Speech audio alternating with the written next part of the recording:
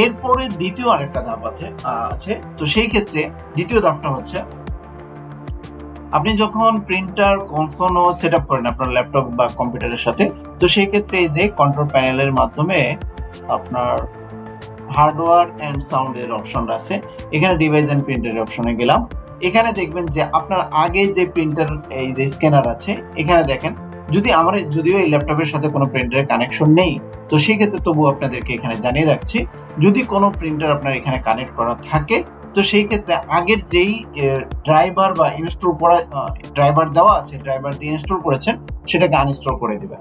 তো অনেক সময় দেখা যায় আসলে সমস্যাটা হয় হচ্ছে, আপনার যে আগের যে ড্রাইভারটা আছে সেটা করাপ্টেড হয়ে যায় বা ওটাকে ভাইরাস অ্যাটাক করে, একটু সমস্যা করে। তো সেই ক্ষেত্রে আপনি নতুন করে ওটাকে ডিলিট করে দিবেন।